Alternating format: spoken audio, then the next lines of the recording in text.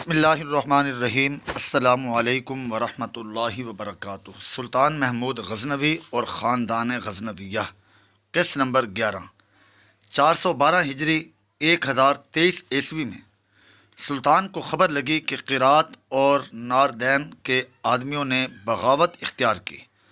ان دونوں دیار کے باشندے بت پرست تھے۔ سلطان نے لشکر جمع کیا اور بہت سے آہنگر اور ستنگ ساتھ لیے اور ان کی طرف روانہ ہوا۔ اول قیرات کو فتح کیا۔ یہ ملک قیرات کا سیر تھا، وہاں میوے پیدا ہوتے تھے اور ترکستان کے درمیان واقع تھا۔ وہاں باشندے شیر پرست تھے۔ یہاں کے حاکم نے اطاعت کی اور اسلام قبول کیا، اور باشندے بھی اپنے حاکم کی تقلید کر کے مسلمان ہوئے۔ حاجب علی بن ارسلان یا صاحب علی بن الار کو ناردین فتح کرنے کے لیے بھیجا۔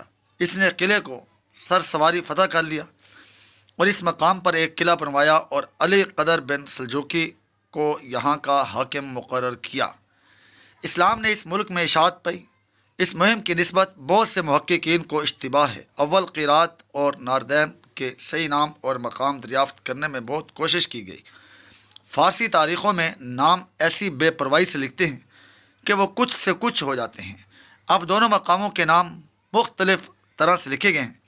کوئی قریت لکھتا ہے اور کوئی قرات، اور ناردین لکھتا ہے۔ غرض بعد تحقیق کے یہ صحیح معلوم ہوتا ہے کہ یہ قیرات اور ناردین کا وہ ملک ہے جس میں سوات باجوڑ اور ایک حصہ کافرستان کا واقع ہے۔ طبقات اکبر کا بیان ایسا ہے کہ جس سے کچھ شبہ نہیں رہتا کہ حقیقت میں یہی ملک سے اور بہت سے بدھ موجود ہیں۔ یہاں کی شیر پرستی کی شہادت دیتے ہیں۔ بدھ کا نام شاکی سنگھ تھا۔ سنگھ کو کہتے ہیں، اس لیے مسلمانوں نے بدھوں کو شیر پرست لکھا ہے۔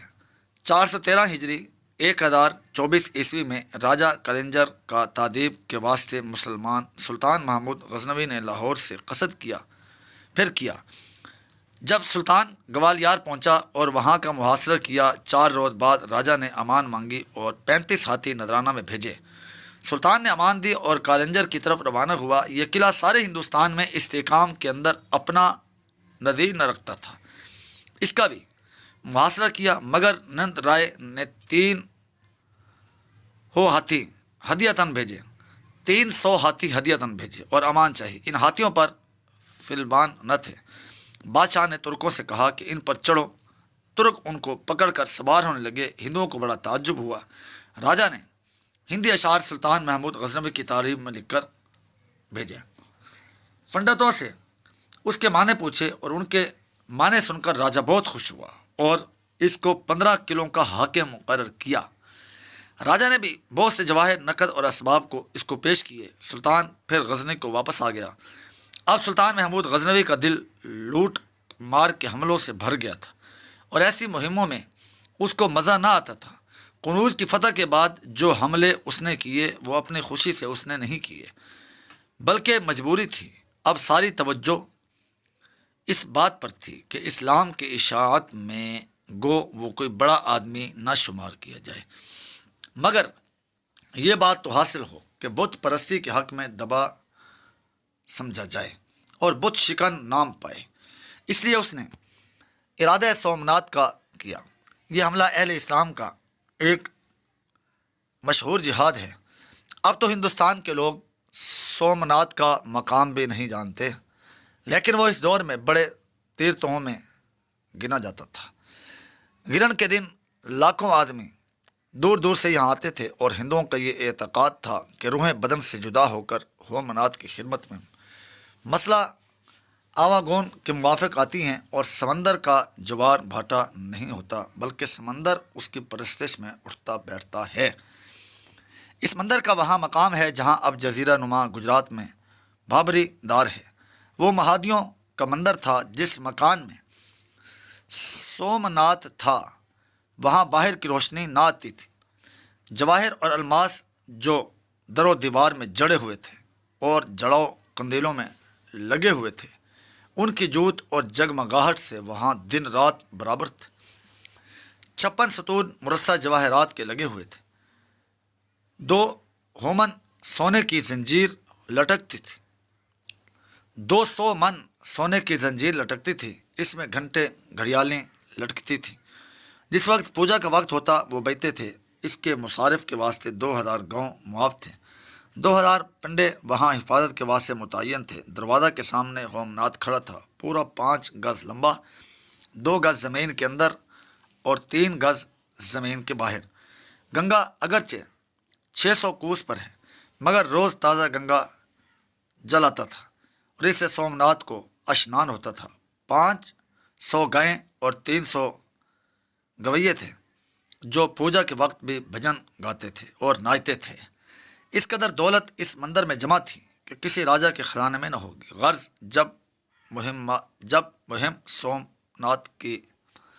سومات کی غزنی میں تجویز ہونے لگی تو ہزاروں مسلمان ترکستان اور دوسرے ملکوں سے مذہبی جوش کے ساتھ ہو لیے۔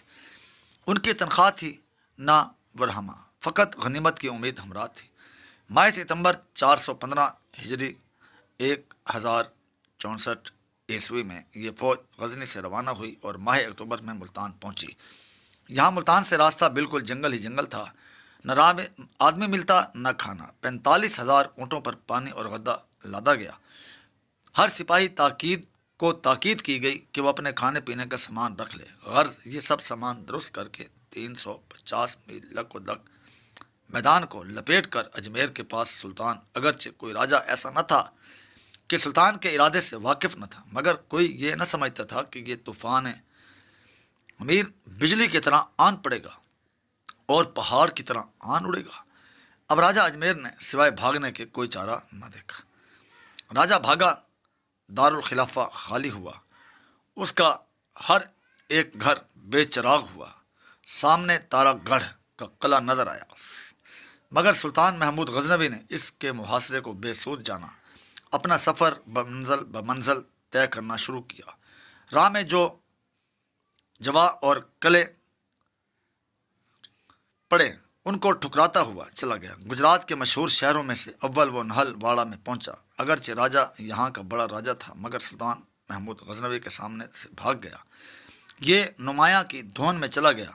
خدا نے اس کو منزل پر پہنچایا۔ سمندر کے کنارہ پر ایک قلعہ عالی شان نمودار ہوا، اس کا سر آسمان سے باتیں کر رہا تھا، پاؤں میں اس کے سمندر لوٹ رہا تھا، فصیلوں پر جگہ جگہ بندی تھی۔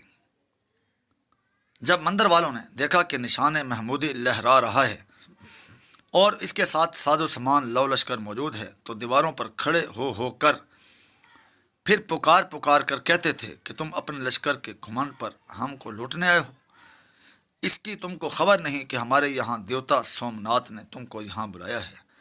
سارے ہندوستان میں شوالے، مندر، بت تم نے توڑے ہیں، اب اس کو عوض میں ہمارا یہ دیوتا تمہاری گردنیں توڑے گا۔ ایلچی ایسے پیغام سلطان محمود غزنوی کے پاس لائے، مگر اس نے کان لگا کر سنا بھی نہیں کہ کیا کہتے ہو۔ تیوری منہ پھیر لیا۔ جب دوسرا دن ہوا تو سلطان محمود غزنوی نے اپنے تیر اندازوں کو فصیل کے پہرا والوں سے جا بھڑایا۔ ان تیر اندازوں نے وہ تیر برسائے کہ ہندوؤں کو فصیل چھوڑتے ہی بنی۔ پھر ہندو اپنے دیوتا کے قدموں پر گر پڑے اور گڑ گڑانے لگے۔ یہ روتے ہی رہے کہ مسلمان جھٹ سیڑھیاں لگا، کمندیں ڈال فصیلوں پر چڑھ گئے اور تکبیر کے نعرے مارنے شروع کیے۔ راجپوتوں کا حال یہ ہے کہ جیسے وہ جلد سرد ہو جاتے ہیں ویسے ہی جلد حرارت میں بھر آتے ہیں۔ غرض غیرت سے ان کا خون جوش میں آیا، مسلمانوں سے ایسا لڑے کہ ان کے پاؤں اکھڑ گئے۔ مسلمان بہت نقصان اٹھا کر الٹے پھرے۔ مسلمانوں نے تیسرے روز پھر حملہ کیا اور بہت نقصان اٹھایا۔ جب سلطان محمود غزنوی نے بڑے زور کا حملہ کیا اور زینے لگا کر فصیل پر لشکر چڑھایا تو مندر والوں نے اپنی بہادری سے ان کو سر کے بل گرایا۔ اسے پتہ چل گیا کہ وہ اپنے مندر کی حمایت میں آخر دم تک لڑنے کو موجود ہیں۔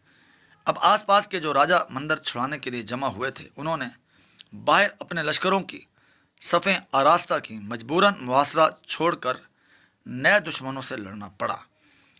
دونوں لشکروں میں لڑائی شروع ہوئی۔ لڑائی اتنی زوردار تھی کہ یہ پتہ ہی نہیں چلتا تھا کہ کس طرف کا پلہ بھاری ہے۔ یہ وہم ہونے لگا کہ لشکر اسلام ضعیف ہو گئے ہے۔ سلطان محمود غزنوی مضطرب ہوا، یعنی ایک سناٹے کے عالم میں تھا کہ دیکھیے خدا کیا دکھاتا ہے۔ خدا کی درگاہ میں التجا لایا، عجز و نیاز سے دعائیں مانگیں اور خرقہ شیخ ابو الحسن خرقانی پہنا، بعد ازاں گھوڑے پر سوار ہو کر اپنی فوج کے دل بڑھانے لگا۔ سپاہ جو اتنے دنوں سے سلطان محمود غزنوی کے پار کاپ لڑی، وہ ایسے وقت میں چھوڑ کر کہاں جا سکتی تھی؟ غرض سب نے یک جان ہو کر اور تکبیر کہہ کر ایسا قدم بڑھایا کہ کوئی اس کو روک نہ سکا۔ 5000 ہندوؤں کو قتل کر ڈالا۔ ہندو بھاگ کر مندر میں گھسنے لگے۔ ایسی ہیبت لشکر اسلام نے ان کے دلوں پر بیٹھی کہ مندر کے سپاہیوں کو بھی بچنے کی امید نہ رہی۔ 4000 سپاہی دل بڑا کر کے باہر نکلے اور کشتیوں میں بیٹھ کر بھاگنے کا ارادہ کیا، مگر سلطان محمود غزنوی نے ان کو پکڑنے کے واسطے کشتیاں چھوڑیں۔ ان میں سے کچھ مارے گئے، کچھ جان بچا کر چلے گئے، کچھ ڈوب کر مر گئے۔ اس فتح کے بعد سلطان محمود غزنوی مندر کے اندر داخل ہوا اور سومناتھ کی ناک اڑا دی اور توڑنے کا حکم دیا۔ پجاری دوڑ کر پاؤں میں گر پڑے اور عرض کرنے لگے، اگر خبا بعلی اس مورت کو نہ توڑیں تو اس کے عوض میں جس قدر روپیہ کہیں گے ہم نظر کر دیں گے۔ یہ بات سن کر سلطان نے کچھ تأمل کیا اور پھر فرمایا کہ میرے نزدیک بت فروش نام پانے سے بت شکن نام پانا بہتر ہے۔ یہ کہہ کر اس پیچیدگی مورت پر ایک ایسا گز مارا کہ ٹکڑے ٹکڑے ہو گئی۔ حسب اتفاق اس کے پیٹ میں اس قدر ہیرے موتی اور جواہرات بیش بہا نکلے کہ اس نذرانہ کی اس کے آگے کچھ اصل نہ تھی۔ یہ دیکھ کر سلطان محمود غزنوی باغ باغ ہو گیا۔ 2 ٹکڑے اس کے مدینہ بھیجے۔ جاری ہے۔